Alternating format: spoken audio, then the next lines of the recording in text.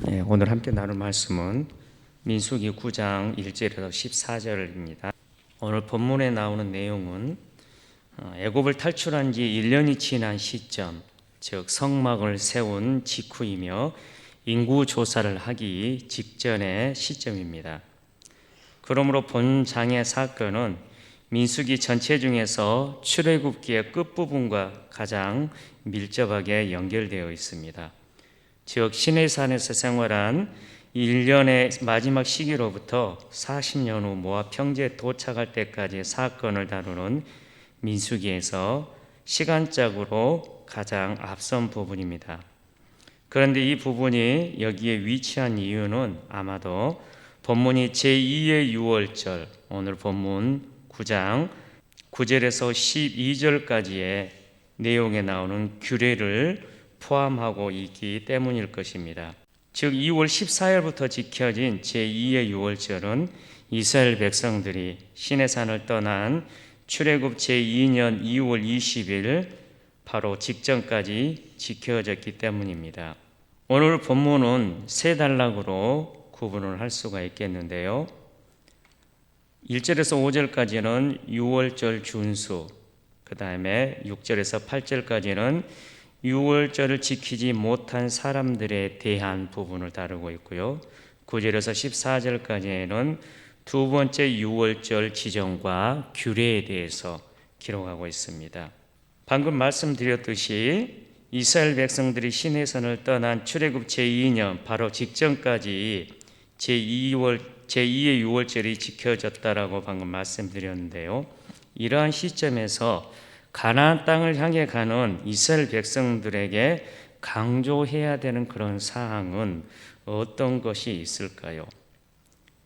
애굽을 탈출한 지 1년이 지났고 이제 가나안 땅을 향해서 가야 되는 이스라엘 백성들에게 하나님께서는 유월절의 의미를 백성들로 하여금 잊지 않고 기억해야 될 필요성이 있었습니다. 그래서 1절 말씀 보면 애굽 땅에서 나온 다음에 첫째 달에 여호와께서 시내 광야에서 모세에게 말씀하여 이르시되, 무엇을 말씀하시냐면 2절 말씀 보면 이스라엘 자손에게 유월절을 그 정한 기일에 지키게 하라.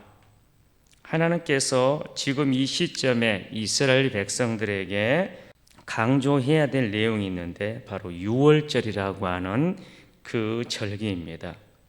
어떤 의미가 있는가에 대해서 살펴보면 우리가 일단 이렇게 생각할 수 있을 것 같습니다. 오직 하나님만이 우리를 구원하시며 우리의 인도자가 되신다. 이 유월절의 의미는 두 번째로 너희는 하나님이 구원하신 백성이다. 세 번째로 새로운 삶의 시작, 노예의 삶이 끝나고 자유인의 삶이 시작되었다. 네 번째로 소망 없는 인생에게 소망이 주어졌다. 다섯 번째, 오직 어린 양의 피로만 죽음을 넘어갈 수 있다. 유월절에 대해서 여러 가지 이러한 그러한 문장으로 표현할 수가 있겠는데요. 출애굽기 12장 26절과 27절에 유월절의 의미에 대해서 기록하고 있는 부분을 말씀드리면 출애굽기 12장 26절에 이렇습니다. 이후에 너희의 자녀가 묻기를 이 예식이 무슨 뜻이냐 묻거든 27절 말씀에 너희는 이르기를 이는 여호와의 유월절 제사라.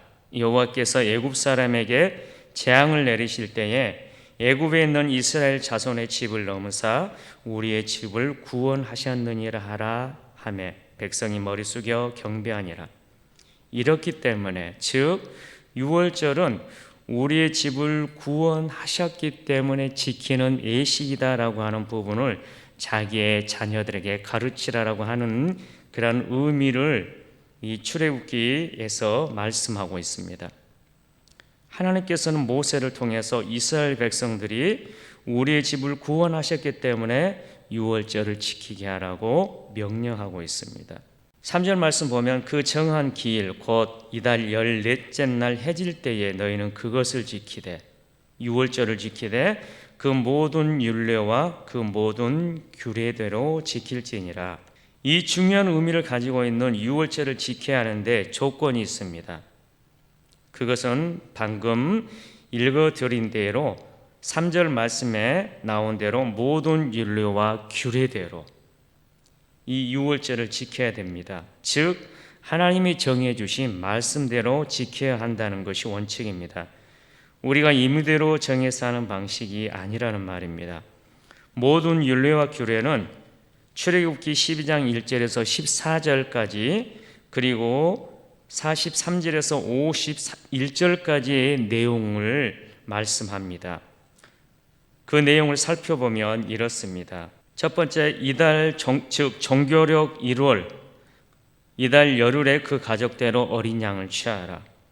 두 번째로 어린 양은 흠없고 1년 된 수컷 양이나 염소 중에 취하라.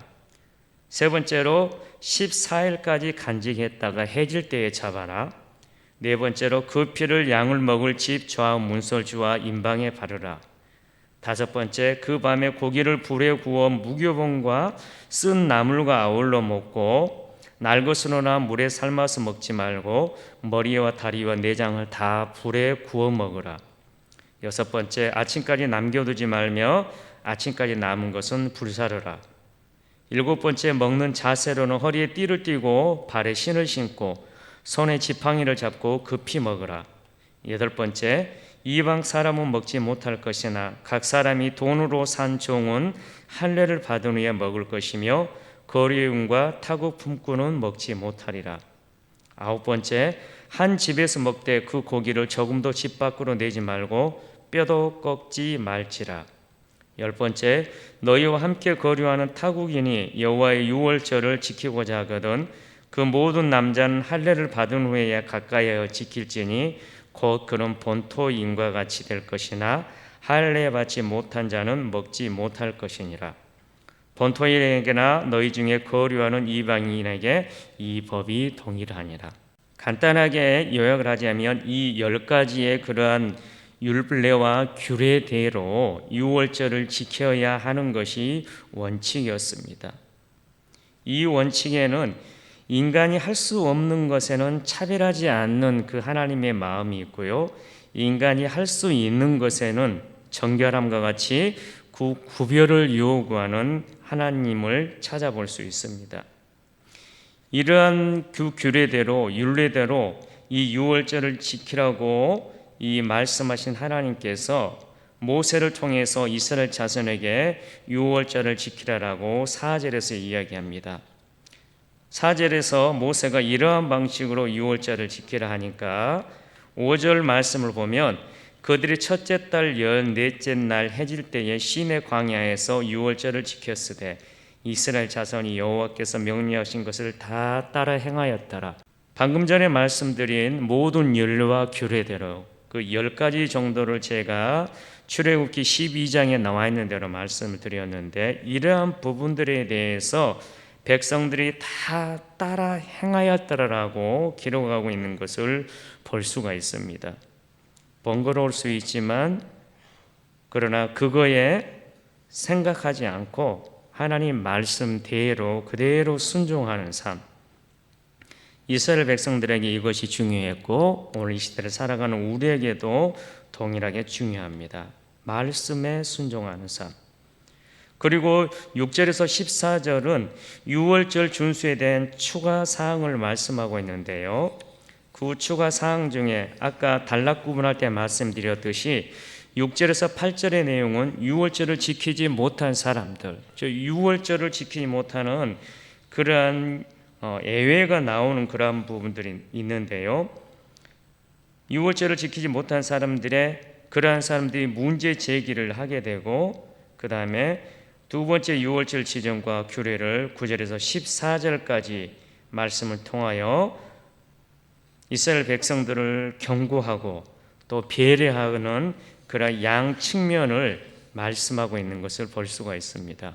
6절 말씀 보면 그때 사람의 시체로 말미암아 부정하게 되어서 유월절을 지킬 수 없는 사람들이 있었는데 그들이 그날에 모세와 아론 앞에 이르러 첫 번째 유월절을 엄숙하게 지키는 중에 한 가지 문제가 생겼습니다.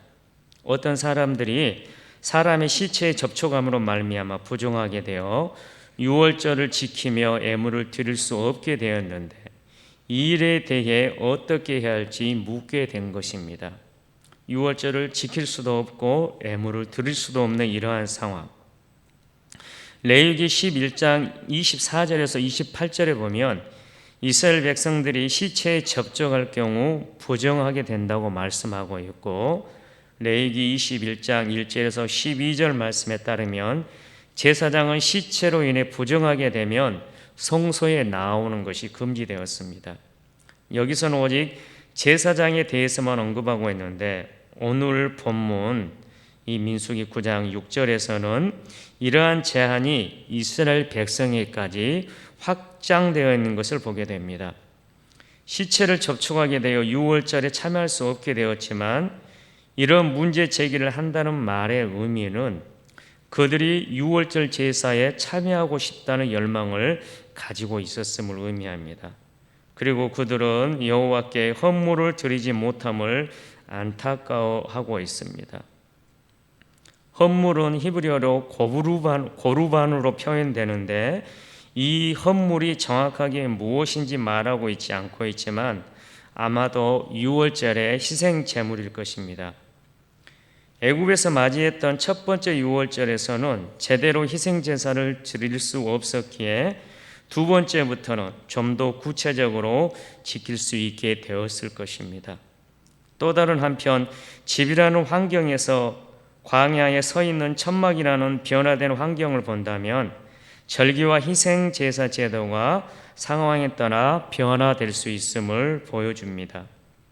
집에서 유월절 양을 잡아서 먹었던 것과 달리 이제부터는 성막, 이 성막은 출애굽기 26장부터 기록하고 36장 그리고 40장에 봉헌함으로써 이 성막이 완성되는데요. 이 성막을 중심으로 희생 제사가 전개되었을 것입니다. 그럼에도 유월절 식사는 집에서도 함께 먹었음을 암시하기도 하는데요. 변화된 상황에 대한 문제는 모세도 난감한 문제였기에 모세는 이를 여호와께 물어봅니다. 7절 말씀에 유월절을 참여 못한 그런 사람들이 제기한 내용이 뭐라고 이야기하냐면, 그에게 이르되 우리가 사람의 시체로 말미암아 부정하게 되었거니와 우리를 금지하여 이스라엘 자손과 함께 정한 기일에 여호와께 헌물을 드리지 못하게 하심은 어찌함이니까. 방금 말씀드렸던 그런 내용에 대해서 유월절 그 예식에 참여하지 못한 사람들이 모세에게 이렇게 물어보니까 모세도 그 부분에 대해서 잘 모르는 문제였기 때문에 8절 말씀에 이렇게 이야기합니다. 모세가 그들에게 이르되 기다리라, 여호와께서 너희에게 대하여 어떻게 명령하시는지 내가 들으리라. 모세가 여호와께 질문을 합니다. 그리하였더니 9절 여호와께서 모세에게 말씀하여 이르시되, 10절부터 14절까지는 하나님께 모세가 질문한 내용에 대한 그 하나님의 답변의 내용입니다. 기본적인 원칙은 모든 이스라엘 자손이 유월절을 지켜야 한다는 것입니다. 10절 말씀에 그 내용이 나오는데요. 이스라엘 자손에게 말하여 이르라, 너희 후손 중에 시체로 말미암아 부정하게 되든지 먼 여행 중에 있다 할지라도 다 여호와 앞에 마땅히 유월절을 지키되, 시체를 만져서 부정하게 된 사람이든지 먼 여행 중인 사람들도 이때 먼 여행이 가능하고 또 필요했는지 좀 의아하긴 합니다만, 어찌 되었거나 본문 말씀에 보자면 부정하게 된 사람들, 시체를 만져서 그리고 먼 여행을 떠남으로 유월절 예식에 참여하지 못하는 그런 사람들 또한 기본적인 원칙은 뭐냐? 마땅히 유월절을 지켜야 한다라고 하는 그런 사실입니다.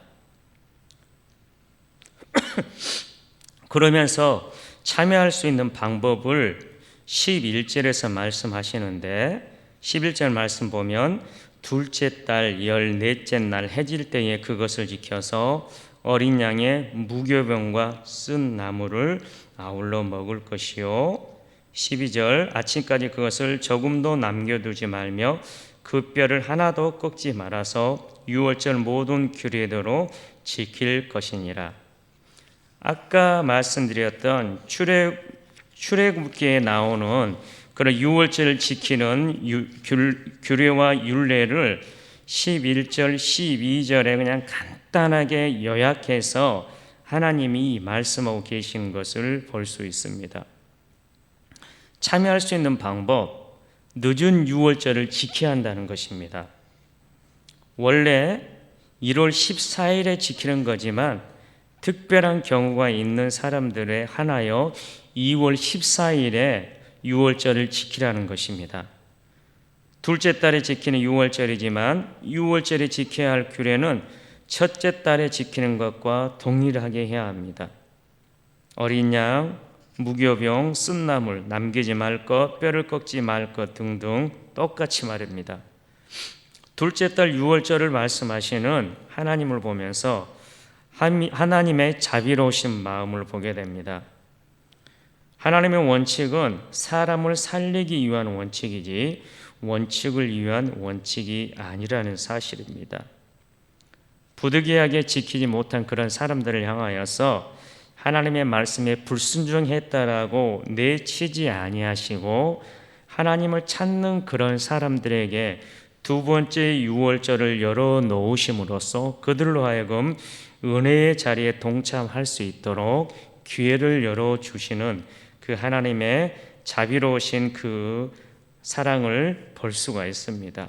이러한 말씀을 하고 난 이후에 하나님께서는 13절 말씀을 통하여서 유월절을 고의적으로 지키지 않는 사람에 대해서 또 징계하시는 그러한 내용들을 말씀하고 있습니다. 13절 말씀 보면 그러나 사람이 정결하기도 하고 여행 중에도 있지 아니하면서 유월절을 지키지 아니하는 자는 그 백성 중에서 끊어지리니 이런 사람은 그 정한 기일에 여호와께 헌물을 드리지 아니하였은즉 그의 죄를 담당할지며.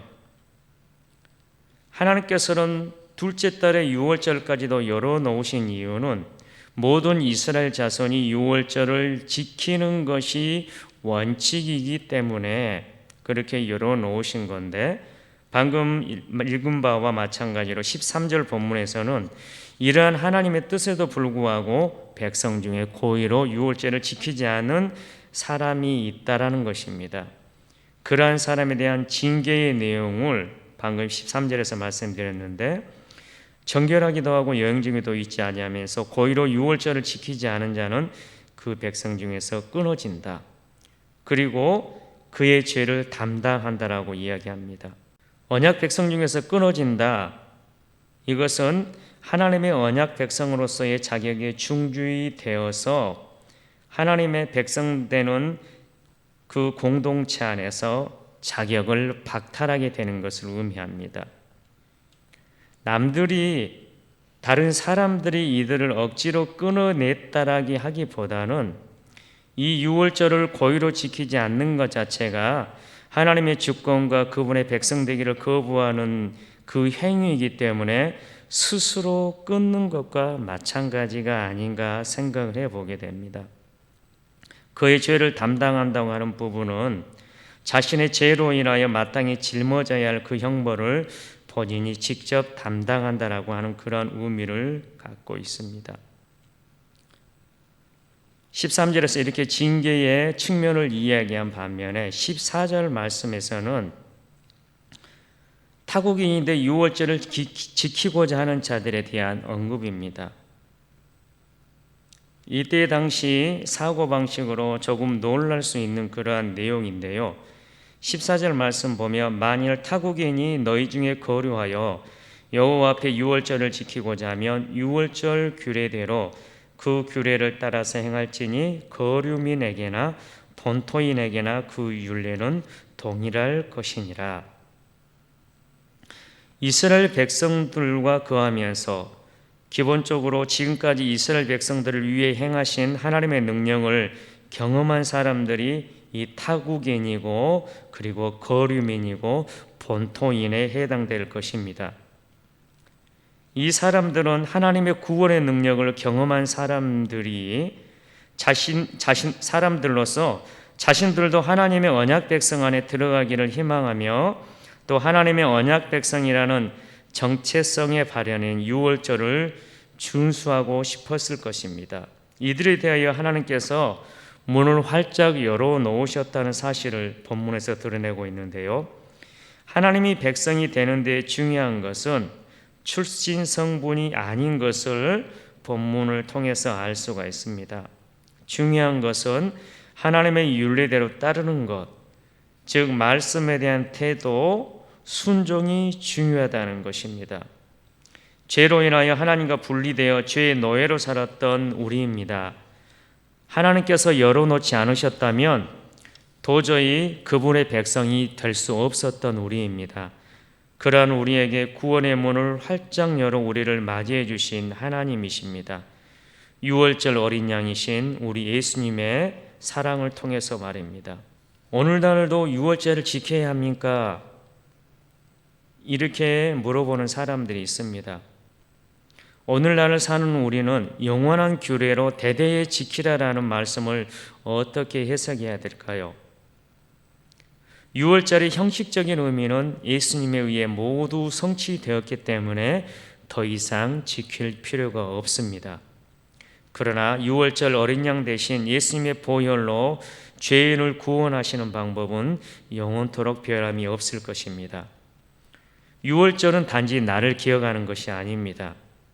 우리를 구원해 주신 하나님을 기억하고 하나님의 약속을 기억하고 그분 안에서 우리의 정체성을 기억하는 날입니다. 하나님의 은혜를 기억하는 날입니다. 그러므로 모두가 유월절을 준수해야 하고 모두가 유월절에 동참할 수 있도록 열어놓으신 은혜의 장치가 유월절인 것을 기억하며 하나님께 감사함으로 살아가는 우리 모두가 되어야 할 것입니다. 기도하겠습니다. 우리를 죽음의 땅 애굽에서 구원하사 하나님 나라의 언약 백성으로 불러주신 하나님, 삶의 여정 속에서 그 은혜를 늘 기억하며 살아가기를 원하셔서 유월절 절기를 허락하신 하나님, 그 절기조차 우리에게 은혜의 방편으로 허락하시고 참여하기를 원하는 모든 자에게 그 문을 열어놓으신 자비로우신 하나님, 우리를 구원하사 하나님의 백성 삼으심에 차별하지 않으시고 우리에게 하나님의 백성으로서 정결하게 구별된 삶을 원하시는 하나님의 뜻을 기억하며 우리에게 허락하신 신앙의 여정을 잘 살아가는 우리 모두가 되게 하여 주시옵소서. 유월절 어린 양이 되셔서 우리 구원의 마침표가 되어주신 예수님의 이름으로 감사하며 기도드립니다. 아멘.